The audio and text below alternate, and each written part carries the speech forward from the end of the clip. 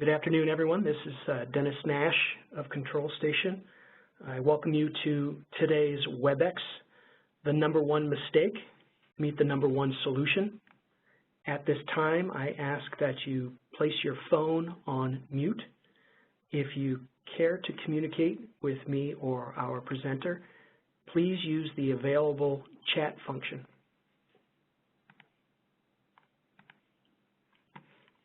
Again, my name is Dennis Nash. I'm the president of Control Station and our company's principal cheerleader. I'm happy to host today's group of attendees along with the help of Lindsay Fink. A little background on today's lead presenter is appropriate. Lindsay leads our field services team, and she holds primary responsibility for delivering our on-site and remote field services. Those services are associated with Control Station's award-winning Plant ESP and Loop Pro technologies. Prior to joining Control Station, Lindsay helped as a senior engineer with companies such as Westinghouse and Raytheon.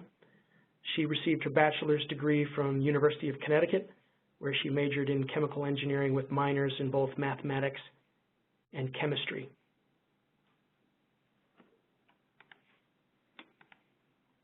In terms of today's agenda, Lindsay will begin with the topic at hand, again, the number one mistake, and its three component parts of data, objectives, and modeling. The WebEx will then shift to a solutions viewpoint where Lindsay will highlight how technology can be used to overcome these common challenges. A case study involving Rockwell automation will be reviewed before we open up to any of your questions. The WebEx should last approximately 20 minutes. And with that, Lindsay Fink. Great, thank you, Dennis. So in spite of PID controller tuning software's ability to help improve both performance of a controller and the economics of a production facility, mistakes are consistently made during the purchasing process. These mistakes hinder the software's effectiveness and regularly result in end-user frustration. The single biggest mistake is thinking that software alone can tune a plant's PID controllers for optimal performance. I will discuss in detail the three most common mistakes when purchasing PID tuning software. These mistakes include purchasing software that does not indicate or warn that the dynamic bump test data is not appropriate for tuning, purchasing software that does not provide the information you need as the end user to assess whether your control objectives are being met, and finally, purchasing software that does not visually display the model so that you can examine the model along with the process data to ensure that it passes the eye test and adequately describes the process dynamics. It is essential that good bump test data is collected and used while tuning PID controllers. Whether the data is good or not depends on several factors. The data must be collected at the design level of operation. The reason that this is so important is that processes behave differently under different conditions. So it is important that the process is modeled for the conditions under which it will actually be operating. The data must also be sampled at a rate that is fast enough. In an ideal world, all loops would be collecting data at every 1 second or even faster. However, this is sometimes undoable, so at a minimum, the loop must be sampled at a rate at least 10 times as fast as the process time constant. For fast loops, such as a flow loop, this means the data should be sampled about every 1 second. For slower loops, such as a furnace temperature controller, collecting data every 10 or even 30 seconds is acceptable. So the data sample rate is dependent upon the process and the loop. The test must be performed with all disturbances at their normal or expected value. The test should also be sufficient enough to move your process variable at least 4 to 5 times the noise band. The reason for these two requirements is that the test should clearly show the process variable response to changes in the controller output to adequately capture the dynamics of the process. And finally, the controller output step must be large enough. The controller output should make a sharp change of at least 3 to 5%. All of these items are criteria that you as the engineer or the person tuning the loop know to look for to determine if the test is appropriate and acceptable for tuning.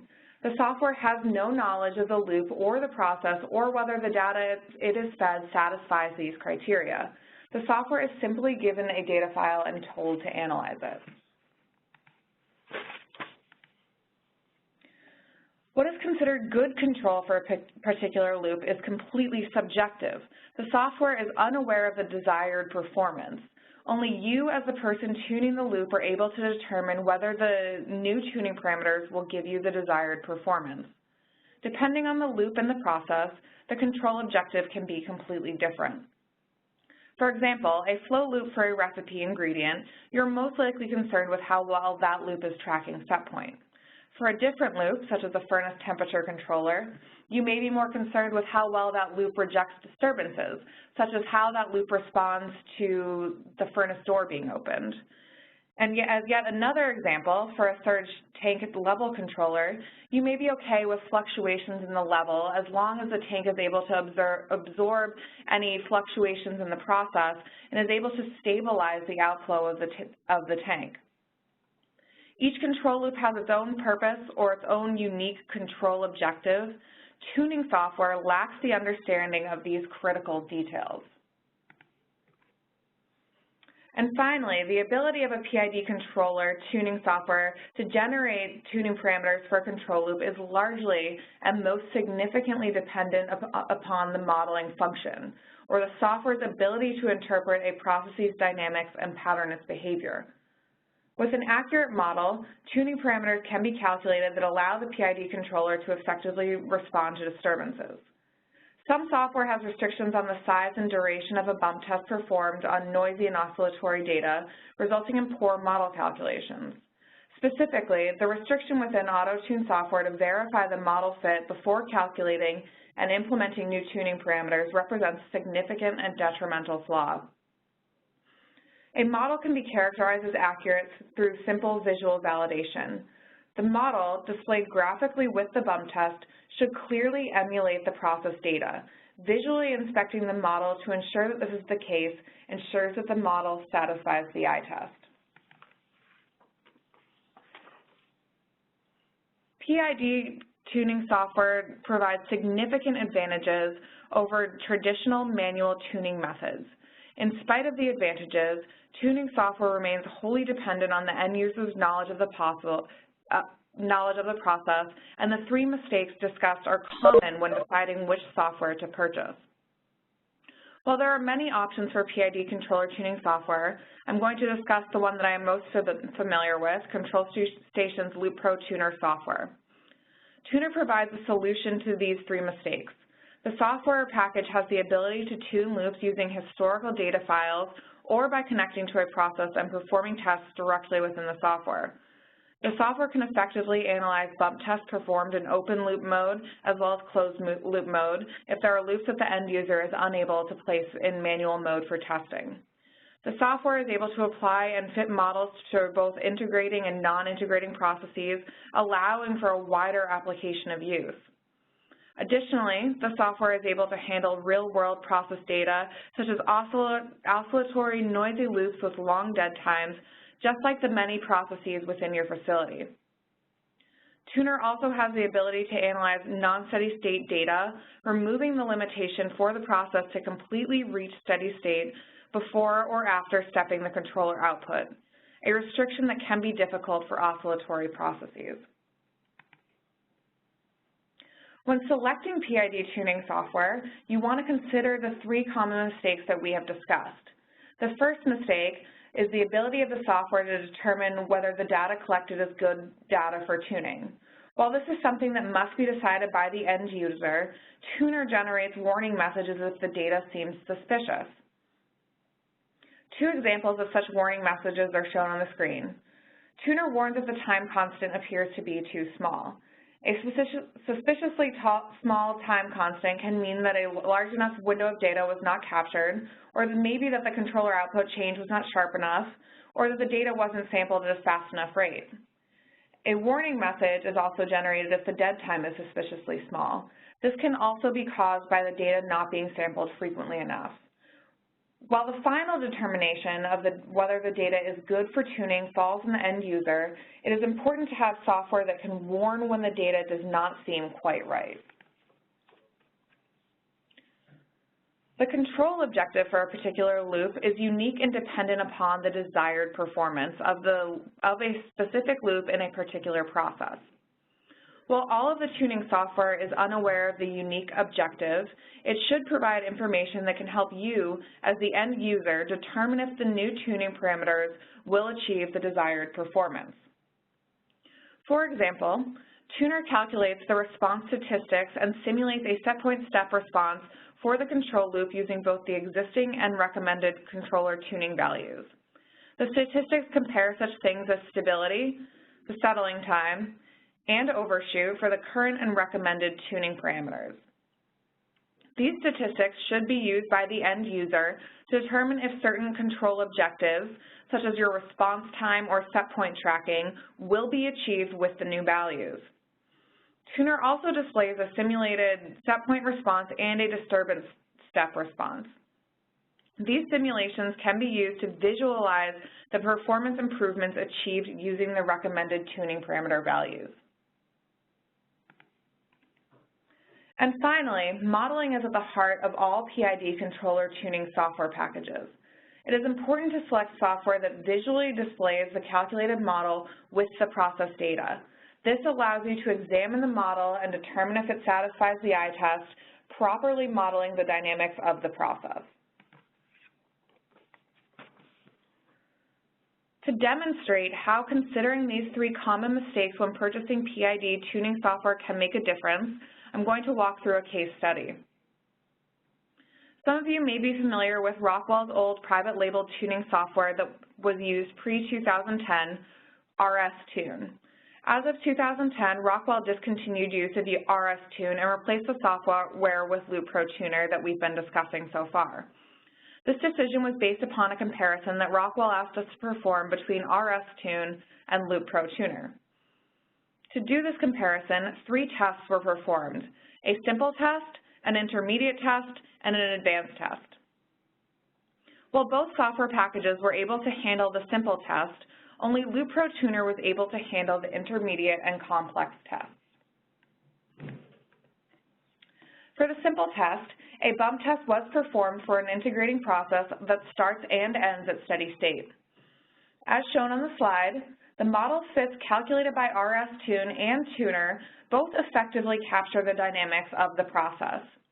While the Tuner model appears to follow the dynamics slightly better, both models calculated show comparable model parameters. For the intermediate test, a bump test was performed for the same integrating process. This time, the test starts at steady state but does not end at steady state. With this more complex test, RS-Tune has difficulty. The RS-Tune software incorrectly applies a non-integrating model to the process data with no warning. Therefore, RS-Tune calculates incorrect model parameters. Tuner, on the other hand, correctly fits an integrating model to the process and appropriately models the dynamics of the process. For this intermediate test, only Loop Pro Tuner, not RS-Tune, is able to effectively model and tune the process. And finally, the complex test involved multiple tests of the same integrating process, this time not starting at or ending at steady state. RS-Tune calculates an incorrect controller action, generating a warning message to state that the process must be at steady state prior to performing tests. Tuner, on the other hand, accurately fits a model to the process and correctly calculates the process's model parameters. For this complex test, only Tuner, not RS-Tune, is able to effectively model and tune the process. As this case study shows, different software packages have different capabilities and limitations, so it is important to consider this when selecting which software to purchase. If you're in the market for PID controller tuning software, the checklist you see on the screen should be used to ensure that the software purchased meets all the requirements for effective loop tuning and avoids the 3 most common mistakes discussed in this WebEx. And with that, I will open it up for questions, pass it over to Dennis and see if anyone has any questions, they can enter them into the chat function. Thank you, Lindsay. So again, as Lindsay just suggested, please feel free to use the chat function to submit your questions. We did receive one question in advance of this afternoon's WebEx. The question reads, other software products have a non-steady state modeling capability. How is LoopPro different? So I am aware that there are other software packages claiming to have this non-steady state modeling capability. However, when these other software packages claim to have that functionality, they're simply stating that they're able to model and tune an integrating process. As you may know, integrating processes comprise a small fraction of the loops within your plant, such as level loops. With integrating processes, they only have a single balancing point. So when you're tuning an integrating process, you essentially step the controller output to allow the process variable to ramp in one direction or the other. So in a sense, it's not actually achieving steady state during tuning. However, the process is still ramping in a predictable linear fashion, so it's not really falling under the umbrella of non-steady state modeling or tuning capabilities. Within LoopPro Tuner, the non-steady state modeling applies to all types of processes, both integrating and non-integrating. It uses a proprietary method to model oscillatory loops, removing the requirement to reach steady state during tuning. That's great, thank you. One question submitted. Can LoopPro support industrial controllers from Siemens, Rockwell, Schneider Modicon, etc.? Yes, so Tuner is able to support all types of controllers within your facility. Specifically, we have the Tuner has the ability to connect live to a controller for both for Rockwell, Novatech, Delta V, and Yokogawa. If you have other platforms, other controllers, or you have a mix of controllers within your facility, Tuner is still able to tune all of the control loops. It would just have to do so in an offline fashion, so you would perform all of your testing for the loop, save the data to a data file, and then import that into Tuner, and it's able to model and generate tuning parameters for the loop in an offline fashion. Okay, and one more question. This is always a tricky one for the engineering team. What does the software cost? So the cost of the software depends on the licensing model selected. We have several different licensing options, from a single node license, which just sits on a single workstation, to a site license, which has unlimited users on a particular site or facility. And then we even have an enterprise license manager, which is sort of a check-in, check-out licensing structure. We also have different options as far as the connectivity of which types of controllers you're looking to live connect to. So the pricing is really dependent on all of those features, so it's a little bit difficult for me to throw out an exact price. However, if you do have questions about pricing for any of those options that I just discussed, I urge you to contact sales@controlstation.com. Well done by the engineering team. If there are any other questions, we'll be happy to take them. We'll wait just a minute for those of you on today's WebEx to submit your input.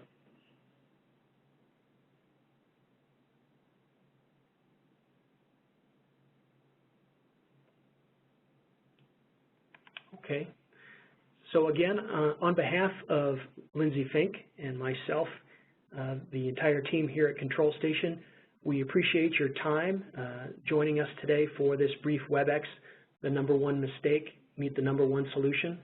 We hope you'll join us again for a future WebEx on both Control Station's technologies as well as other theory-based and practical application challenges. Have a great afternoon.